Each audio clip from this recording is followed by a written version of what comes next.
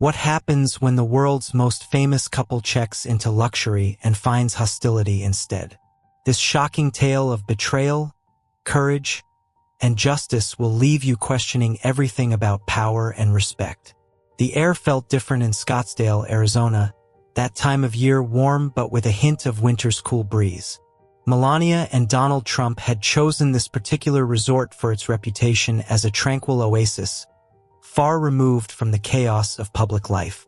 The Camelback Vista Resort, a sprawling luxury property nestled against the rugged landscape, seemed the perfect retreat. From the moment they arrived, cameras discreetly clicked as curious onlookers caught glimpses of the couple stepping out of their sleek black SUV. The lobby sparkled with polished marble floors and golden chandeliers, but there was an undeniable tension in the air. Melania noticed it first. The glances from some of the resort staff were not the usual mix of curiosity and admiration she was accustomed to. Instead, there was something sharper, almost pointed.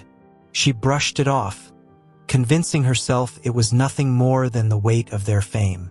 The check-in process was unusually slow, despite there being no line.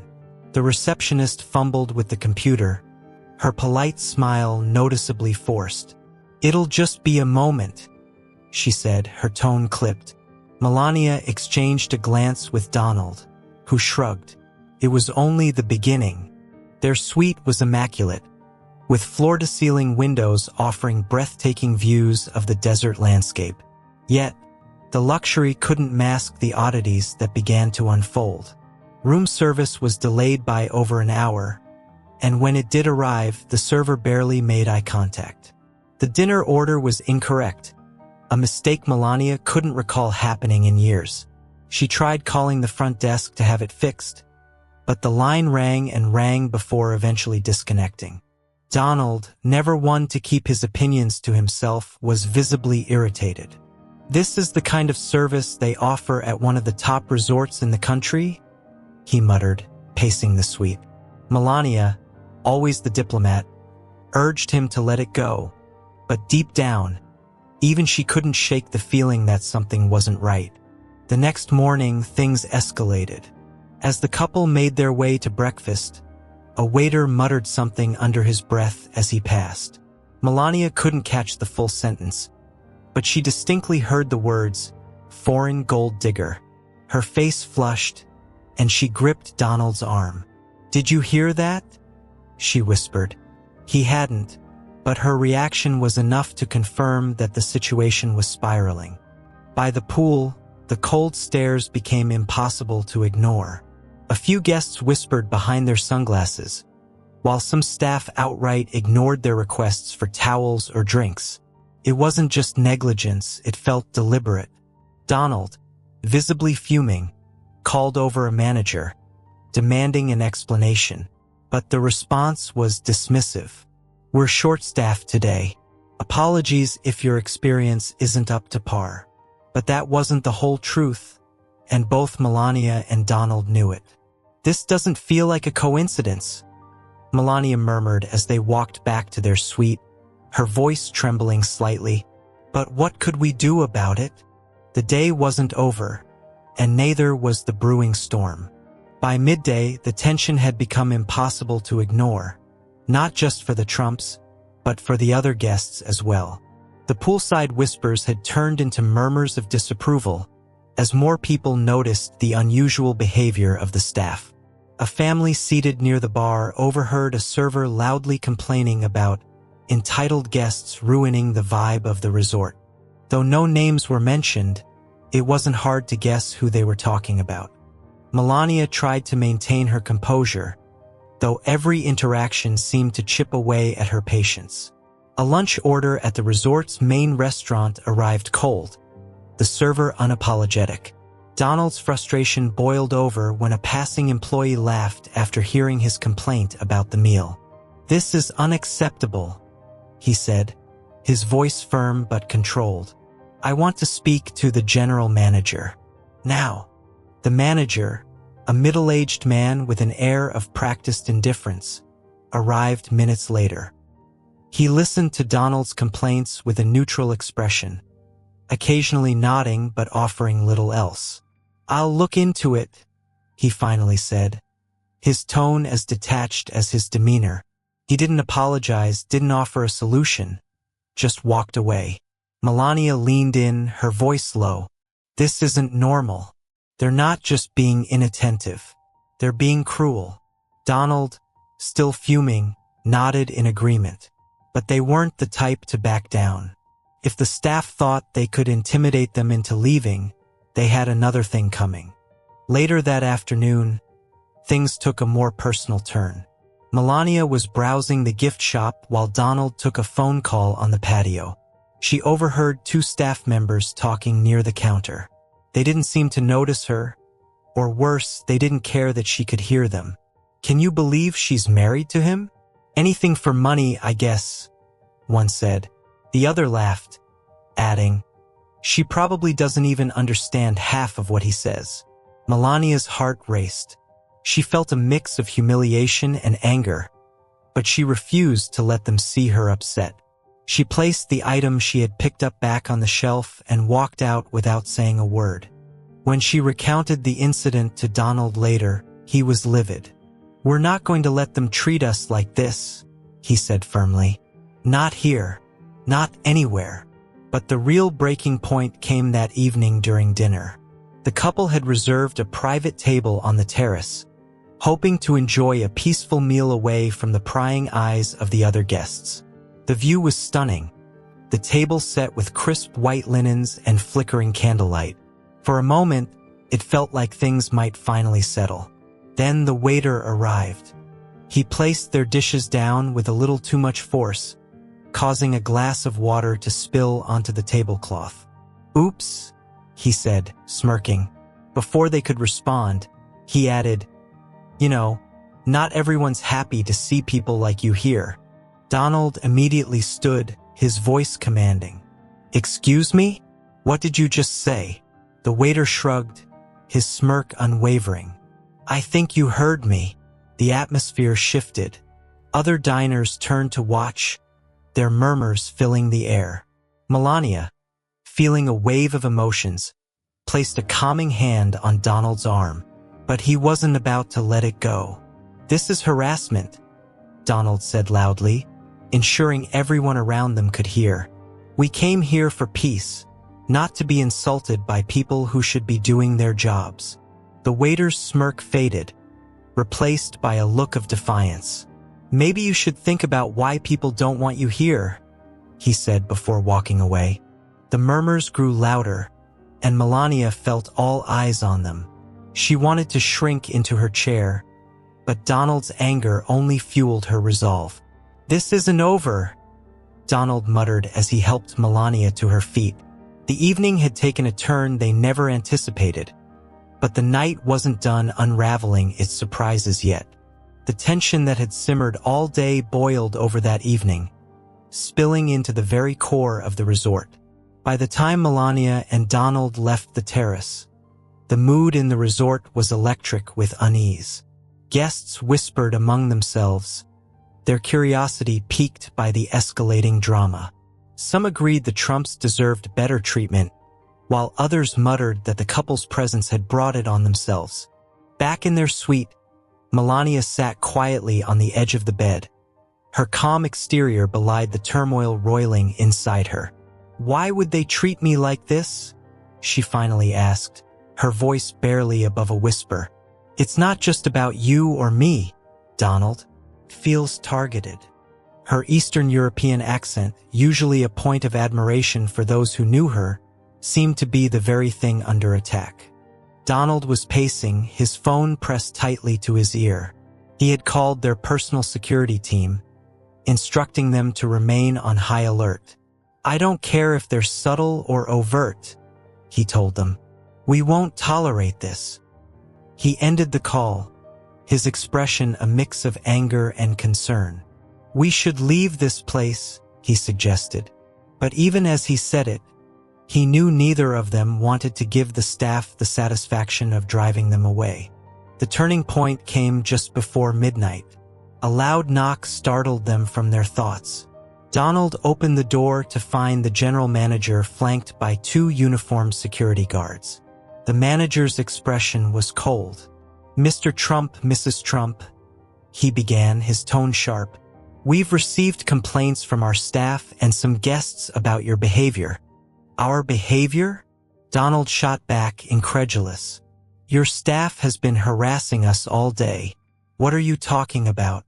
The manager raised a hand to silence him. "This is a peaceful establishment, and we don't tolerate disruptions. If this continues, we'll have no choice but to ask you to leave." Melania stepped forward, her voice steady but firm. "You're blaming us for the actions of your staff? This is unacceptable." The manager didn't flinch. "We have our policies, Mrs. Trump. I suggest you review them." Without waiting for a response, he turned and walked away, the security guards following close behind. The encounter was the final straw. Donald immediately contacted their legal team, detailing every insult, every slight, and every incident of neglect. Melania, meanwhile, composed herself and drafted a detailed account of the events in her journal. They had decided they would confront this head-on, but not before the world knew the truth. But just when they thought the night couldn't get worse, a new confrontation exploded. Around 2 a.m., the couple was jolted awake by the sound of shouting outside their door. Melania peeked through the peephole to find a small group of resort staff standing in the hallway. They weren't working, they were arguing, their raised voices echoing through the corridor. "I don't care who they are," one said angrily. "People like that don't belong here." Donald threw the door open, his sudden appearance silencing the group. "Is there a problem?" he demanded. The staff members froze, clearly caught off guard. One of them stammered an apology before they all hurried away, their whispers trailing off as they disappeared around the corner. Back in the suite, Donald and Melania were left with a chilling realization. This wasn't just poor service or petty insults. This felt like open hostility.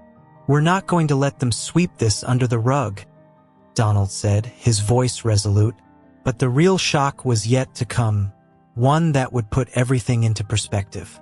The following morning brought a sense of resolve. Melania and Donald weren't going to let the events of the previous day slide. As they made their way to the lobby, their presence once again drew stares. But this time it wasn't just from the staff. Guests began murmuring to one another, and a few even approached the couple. One woman, an older guest with a kind demeanor, leaned in and whispered, "I've noticed what's been happening. It's disgraceful." Melania thanked her softly, her eyes briefly meeting the woman's in silent gratitude. Donald, meanwhile, marched toward the front desk, his frustration bubbling over. "I need to speak to the owner of this resort," he demanded. Not a manager, not a supervisor, the owner. The receptionist, clearly flustered, tried to maintain her composure. "I'm sorry, sir, but the owner isn't available at the moment. If there's something I can assist you with—" "You've done enough?" Donald interrupted. His tone wasn't angry. It was commanding, cutting through any pretense of courtesy. "And trust me, this isn't over." Just as they turned to leave, a commotion erupted behind them. A guest had dropped their phone, and it clattered loudly against the marble floor. But the distraction provided a curious opportunity. Donald's gaze shifted to a staff member who had stepped out of a side office and was hurriedly whispering into a walkie-talkie. Something about the man's demeanor caught his attention. "We're not leaving until we figure out what's really going on," Donald muttered to Melania. She nodded, her resolve just as strong. "Let's head back to the room and regroup." Back in the suite, Donald scrolled through social media, trying to gauge whether any of the incidents had already made their way online. That's when he found it, a video clip posted just hours earlier. The footage was shaky, clearly taken by a guest on their phone, but it was unmistakable. It showed a resort staff member rolling their eyes as Donald asked for assistance, followed by a group of employees laughing and mimicking Melania's accent. The caption read, "When billionaires think they're above everyone else." Melania gasped as she watched. This is why," she said, her voice shaking. "They wanted to humiliate us." Donald's face darkened. "They're not just mocking us. They're trying to turn this into a spectacle." But the video's existence also presented an opportunity. It was proof, not just of the hostility they had faced, but of the deliberate malice behind it. Donald wasted no time forwarding the clip to his legal team, along with a detailed explanation of the events leading up to it. "They wanted attention? They're about to get it," he said, his tone ice cold. The day passed in a blur of phone calls and strategizing. Meanwhile, the resort buzzed with speculation. Guests were catching wind of the drama, and whispers about the staff's behavior spread like wildfire. Some sided with the Trumps, expressing outrage at the blatant disrespect, while others seemed to revel in the controversy. But the situation reached a new peak later that evening when a member of the cleaning staff knocked on their suite door. The woman, visibly nervous, handed Melania a folded piece of paper. "I shouldn't be doing this," she whispered. "But you need to know." Inside the paper was a list, names of resort employees, including their roles, and what appeared to be notes next to each name. Most of it was cryptic, but one entry stood out: "Target high-profile guests to drive online buzz." Melania's hands trembled as she showed the note to Donald. "It was planned," she said, her voice barely above a whisper. "They wanted this to happen." Donald scanned the paper, his expression unreadable. "We've got them," he said finally. "Now we make sure the world knows." "But what they didn't expect," Donald added, his voice firm, "is what's about to happen next." The night wasn't over, and neither was the fight. The tension in the air had grown so thick it was palpable. By the time the evening rolled around, the resort felt more like a battleground than a luxurious retreat. Melania and Donald weren't the only ones who had had enough. Word of the staff's behavior had spread among the guests, and several began demanding answers from the management.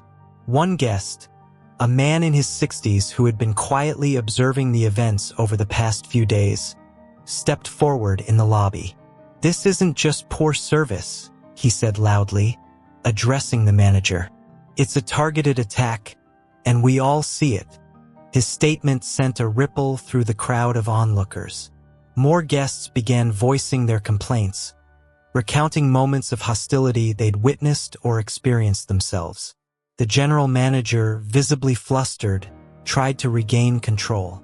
"We value all our guests," he started, but his rehearsed tone only fueled the crowd's frustration. Donald, who had entered the lobby with Melania moments earlier, stepped forward. "If you valued your guests, you wouldn't have let this happen," he said, his voice calm but commanding. "And it's not just us. Look around. Your entire resort is falling apart because of your leadership." Before the manager could respond, a voice cut through the growing commotion. "He's right." It was the cleaning staff member who had slipped Melania the note earlier. She stepped forward, trembling but resolute. "They told us to target high-profile guests," she said, holding up her own copy of the list she had managed to take before her shift ended. "They wanted to go viral, to draw attention to the resort. But this wasn't right." The room fell silent for a moment. Even the manager seemed stunned. But the silence didn't last long. A man in a sharp suit and an air of authority entered the lobby, flanked by two assistants. His presence immediately commanded attention. "What's going on here?" he asked, scanning the room.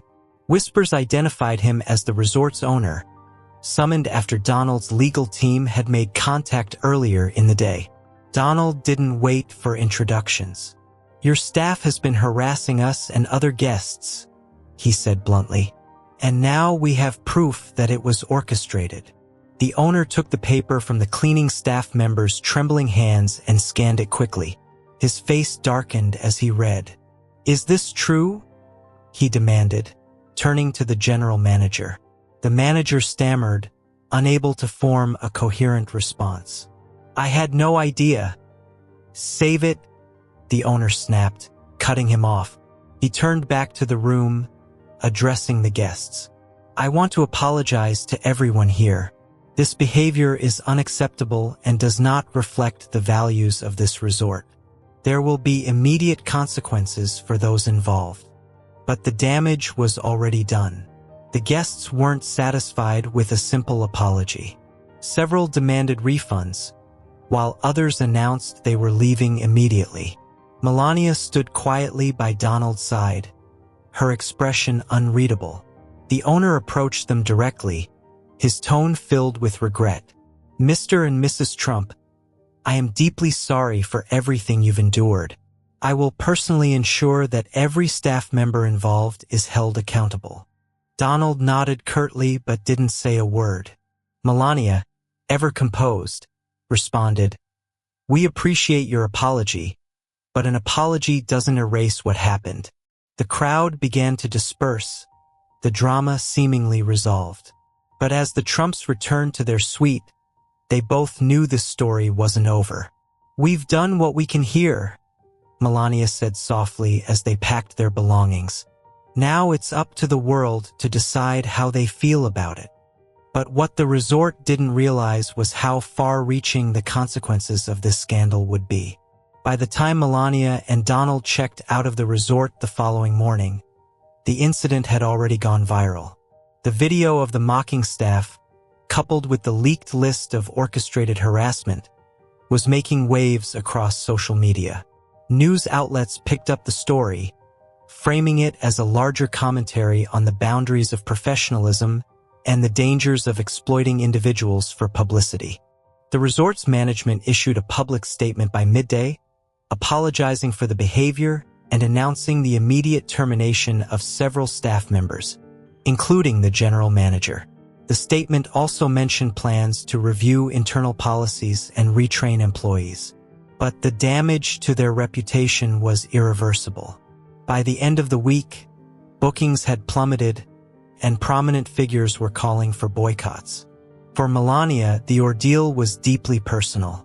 Sitting in the back seat of their car as they drove away from Scottsdale, she reflected on the deeper implications of what had happened. "It wasn't just about us," she said quietly to Donald. "This is what happens when people think it's okay to dehumanize others for a laugh or for attention. It's not just wrong, it's dangerous." Donald, typically combative, was uncharacteristically thoughtful. "It's a reminder," he said after a moment, "a reminder that no one should ever tolerate being treated this way, no matter who they are." The couple decided to release a statement of their own, not as a means of retaliation, but as a message to the public. It emphasized the importance of standing up against mistreatment and not allowing toxic behavior to go unchecked. "We're fortunate to have the platform to fight back," the statement read, "but not everyone does. Let this be a wake-up call for those who think cruelty is ever acceptable." In the weeks that followed, the story sparked a broader conversation about the responsibilities of businesses to treat all customers with respect, regardless of their identity or public profile. Guests who had been present during the incident came forward with their own accounts, many of them corroborating the Trumps' experiences. The cleaning staff member who had handed Melania the note became a minor hero, praised for her courage in exposing the truth. The resort owner, now facing a public relations crisis, reached out privately to the Trumps, offering not only further apologies but also a significant charitable donation to an organization of their choosing. Melania chose a nonprofit that supported workers' rights and emphasized fair treatment in the workplace. The incident had turned into a story of resilience and accountability. It was a stark reminder of the power of standing up for oneself and others, even when the odds seemed stacked against you. As Donald closed the door to their home later that evening, he turned to Melania. "We didn't ask for this fight, but I think we've won something bigger than an apology." She smiled faintly, nodding. Maybe now people will think twice before treating anyone the way we were treated. Life has a way of testing us in unexpected ways. Standing up for what's right can feel overwhelming, but it's in those moments that we define who we are.